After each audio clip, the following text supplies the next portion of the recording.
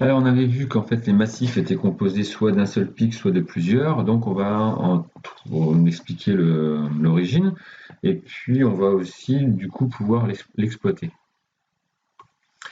Alors, on part avec l'exemple du butanone. Butanone, donc but, chaîne de 4 carbones, 1, 2, 3, 4 ici. Et donc, anone, donc ça veut dire double liaison O qu'on trouve ici. On pourrait la trouver ici. En tout cas, pas en bout de chaîne, c'est un cétone, pas une aldéhyde. Et du coup, au niveau des H, on se retrouve comme ça. Donc, ça nous fait 3 groupes de H. Donc, sur le spectre, on va évidemment trouver, donc, forcément, 3 massifs. Donc, ici, ici, ici. Sauf que ces massifs, ils sont composés de différents pics. Là, on a 4 pics. Là, un seul pic. Et là, 3 pics. Donc déjà, par rapport à tout ce qu'on sait, on va relier les différents groupes à leur massif. Le groupe H, qui est le plus loin de CO, il va être le plus à droite. Ensuite, on a deux groupes ici qui sont à la même distance de l'oxygène, donc qui vont être les plus à gauche. Maintenant, comment distinguer? On va regarder la courbe d'intégration. Ici, on a un SO qui est plus petit qu'ici. Donc ce SO-là, ça correspond à un groupe qui est plus petit en nombre. Et il ne nous restait plus qu'un groupe A2, un groupe A3. Donc le groupe A2, il est ici, le groupe A3, donc il est ici. Alors maintenant, donc, on sait faire correspondre les massifs avec les groupes. Donc ça, c'est déjà fait. Ça va nous aider à comprendre pourquoi il y a plusieurs pics. On regarde ici le groupe rouge avec 3 H. Il se retrouve à côté d'un groupe de 2 hydrogènes. Ce groupe a 2 hydrogènes, il se retrouve à côté d'un groupe de 3 hydrogènes. Donc, on compte le nombre de voisins. Ce groupe vert a 3 hydrogènes, il n'a pas le voisin très proche, puisque là, pas d'autres voisins hydrogènes, évidemment. Donc là, puisqu'on a un carbone, mais qui a que de l'oxygène. Donc celui-là, il n'a pas de voisin. On reprend la correspondance là des massifs. Ce groupe rouge qui a 2 voisins, il a un massif en triplet. Ce groupe ici de 2H, il a 3 voisins, il a un massif en quadruplet. Ce groupe vert qui n'a pas de voisins ici dans la molécule, il se retrouve avec un singulet. Donc, qu'est-ce qu'on remarque?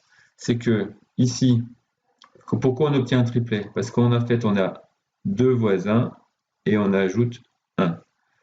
Ici, on a un quadruplet. Pourquoi? Parce qu'on a 3 voisins et on ajoute 1. Ensuite, ici, on a 0 voisin et on ajoute 1.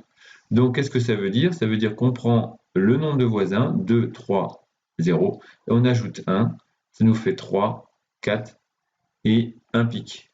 Donc, en fait, le nombre de pics qu'on a dans chaque massif va dépendre du nombre d'atomes de H voisins à ce groupe, auquel il faudra rajouter le nombre 1. Donc, par exemple, ici, si on a un sextuplet, 1, 2, 3, 4, 5, 6, 7 pics, ça veut dire que ce groupe-là a 6 voisins. Lorsqu'on a un doublet, 1, 2, ça veut dire que ce groupe-là, il a un voisin. Donc à chaque fois, le nombre de voisins, c'est 1 de moins que le nombre de pics.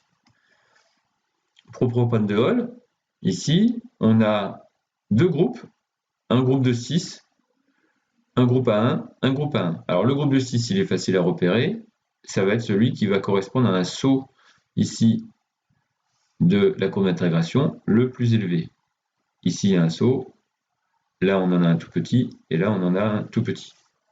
Donc les groupes, maintenant il y a deux groupes à 1.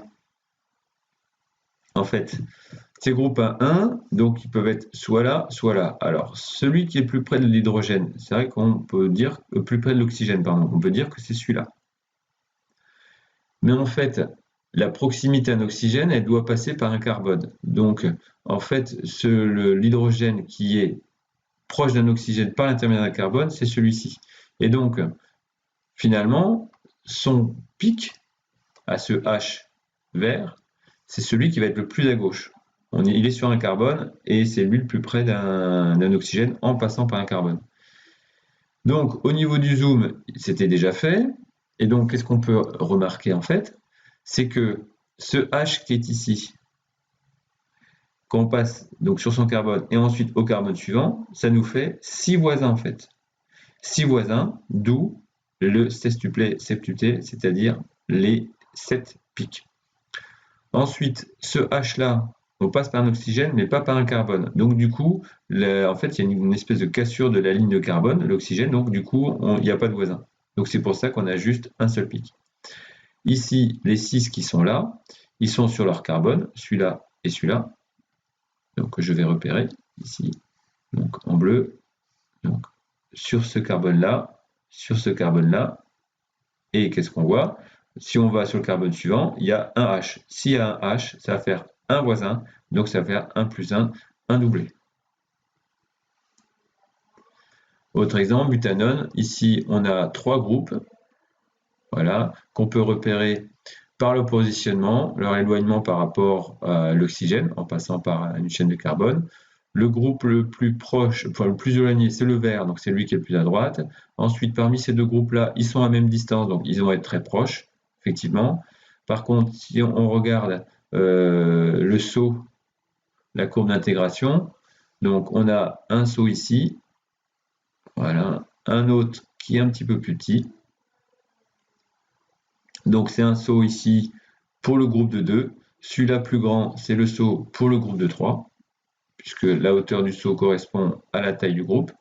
Et au niveau des voisins, le groupe bleu ici, qu'est-ce qu'il a? Il a 3 voisins. Ensuite, le groupe rouge qui est ici, il n'a pas de voisins. Le groupe vert ici, il a 2 voisins. Donc 2 voisins, ça nous entraîne un 2 plus 1 triplet. Pas de voisins, ça nous entraîne un 0 plus 1, un singulier. Et là, 3 voisins, ça nous entraîne à 3 plus 1, c'est-à-dire un quadruplet.